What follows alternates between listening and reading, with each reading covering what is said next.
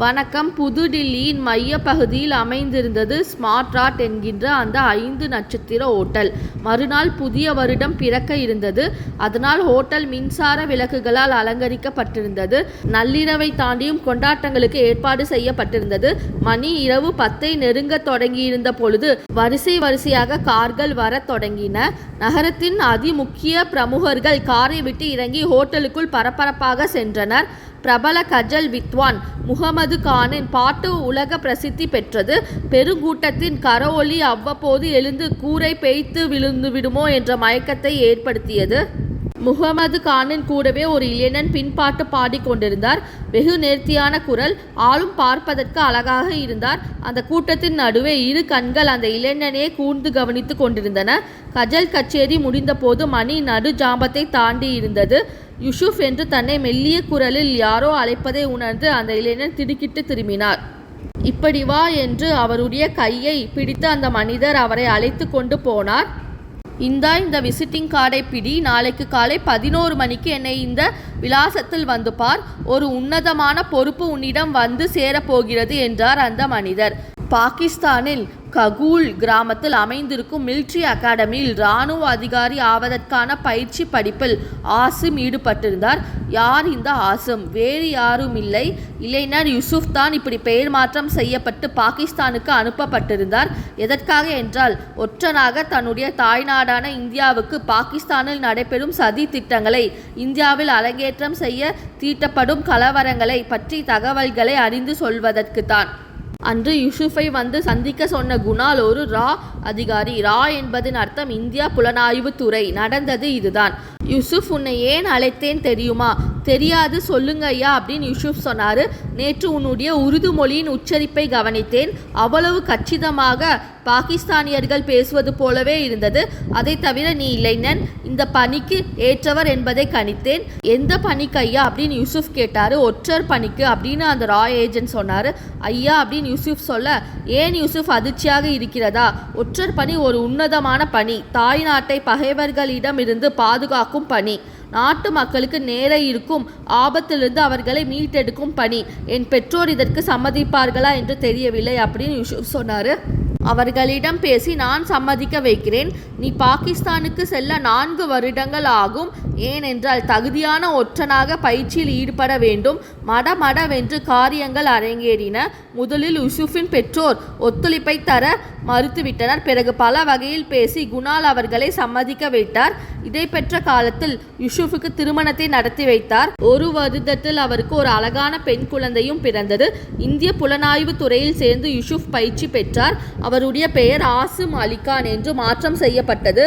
பாகிஸ்தானில் ஏற்கனவே 50 வருடங்களாக வசித்து வரும் இந்திய ஒற்றனான பஷீரின் தங்கை மகன் என்று பதிவு செய்யப்பட்ட ஆசிம் பாகிஸ்தானுக்கு சென்று ககூல் மிலிட்ரி அகாடமியில் சேர்ந்தார். யூசுஃபின் மனைவிக்கு கூட அவர் ஒற்றனாக பாகிஸ்தான் சென்றது தெரியாது. துபாயில் ஒரு பெரிய வேலையில் இருக்கிறார் என்றே அறிந்திருந்தால், கைதேர்ந்த ஒற்றன் ஒருவருக்கு சாம தான தந்த பேத கலைகளில் வல்லவராக இருப்பது அவசியமாகிறது.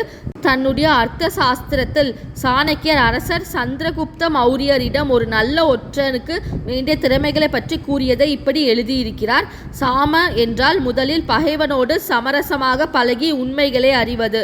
தான என்பது பகைவரோடு நெருங்கி பழகி அவருக்கு பரிசு பொருட்கள், பணம் முதலியவற்றை கொடுத்து மகிழ வைத்து சதி திட்டங்களை தெரிந்து கொள்வது. தண்டை என்றால் தன் பலத்தை காட்டி தண்டித்து உண்மையை அறிவது. பேதம் என்று வரும் பொழுது பிரிவினையை உண்டாக்கி விஷயத்தை கறப்பது என்று எல்லா வகையிலும் தேர்ந்தவராக ஒரு ஒற்றன் இருக்க வேண்டும். பகைவர்களின் கையில் அகப்பட்டு கொண்டால் எவ்வளவு துன்புறுத்தினாலும் உண்மையை சொல்லக்கூடாது. அது மட்டுமல்ல, தன்னுடைய இன்னுயிரை எந்த நேரத்திலும் இழக்க அஞ்சக்கூடாது. இப்படிப்பட்ட எல்லா விஷயங்களிலும் ஆசிம் தலை சிறந்து விளங்கினார். இன்று ஆசிம் பாகிஸ்தானில் மேஜர் ஜெனரல் பதவிக்கு உயர்ந்து விட்டார். பாகிஸ்தானுக்கு குடியேறி 15 வருடங்கள் ஓடி மறைந்து விட்டன.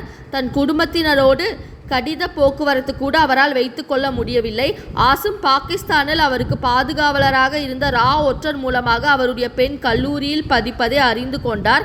பாகிஸ்தானில் இராணுவ அதிகாரிகளுக்கு சந்தேகம் வராதபடி மற்றொரு மேஜர் ஜெனரலின் மகளை ஆசிம் மணந்து கொண்டார். அவளின் மூலம் அவருக்கு ஒரு ஆண் குழந்தையும் பிறந்தது. தன் தாய் நாட்டுக்கு தேவையான தகவல்களை ஆசிம் அனுப்பி கொண்டே இருந்தார். அவரால் பல அசம்பாவிதங்கள் தவிர்க்கப்பட்டன. எல்லா பகுதியில் நடக்க இருந்த தாக்குதல்கள் முறியடிக்கப்பட்டன. தீவிரவாதிகளின் பின்னணிகள் அறியப்பட்டு அவர்களை பிடித்தனர், சிறையில் அடைக்கப்பட்டனர். காலம் நன்றாகத்தான் ஓடிக்கொண்டிருந்தது. இந்திய இராணுவம் மற்றொரு ஒற்றனை பாகிஸ்தானுக்கு அனுப்பும் வரை வந்த அந்த புதிய ஒற்றன் பாகிஸ்தானிய இராணுவத்திடம் மாற்றிக்கொண்டார்.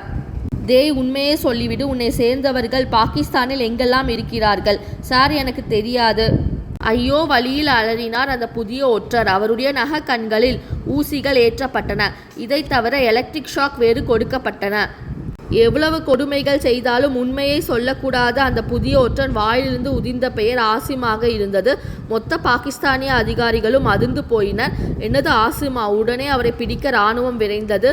ஆசிமின் அறை கதவை திறந்து அவரை பிடிக்க பாய்ந்த பொழுது தன்னைத்தானே சுட்டுக்கொண்டு ஆசிம் இறந்து கிடந்தார். தன்னுடைய வாழ்க்கையை தன் தேசத்துக்காகவே, தன்னுடைய தேசத்தின் மக்களின் நலனுக்காகவே அர்ப்பணிக்கும் ஆசிமை போன்ற ஒற்றர்களாலேதான் நம் பாரத தேசம் தலைத்து ஓங்கி நிற்கிறது. இராணுவ வீரர்களுக்காவது போர் நிகழ்ந்தால் மட்டுமே உயிருக்கு ஆபத்து. ஆனால் ஒற்றர்களுக்கு ஒவ்வொரு வினாடியும் போராட்டம் நிறைந்ததுதான். வாழ்க ஒற்றர்கள், அவர்களின் ஒப்பற்ற பணி. இந்த கதையோட கருத்து என்னன்னா, நாட்டு நிலவரத்தை ஒற்றர்கள் கொண்டு அறிந்து அதன் விளைவுகளை ஆராய்ந்து நடந்திடாத அரசு தலைத்திட வழியே இல்லை. இதை திருவள்ளுவர் குறள் எண் 583 ஒற்றினால் ஒற்றி பொருள் தெரியா மன்னவன் கொற்றம் கவுலக் கிடந்ததில் அப்படின்னு சொல்லியிருக்காரு. இந்த சேனல் பிடிச்சிருந்தா லைக் பண்ணுங்கள், ஷேர் பண்ணுங்கள், சப்ஸ்கிரைப் பண்ணுங்கள். ஒவ்வொரு வாரமும் திருக்குறள் கதை நம் சேனலில் போடப்படும். அனைவரும் பார்க்கும்படி கேட்டுக்கொள்கிறேன். நன்றி.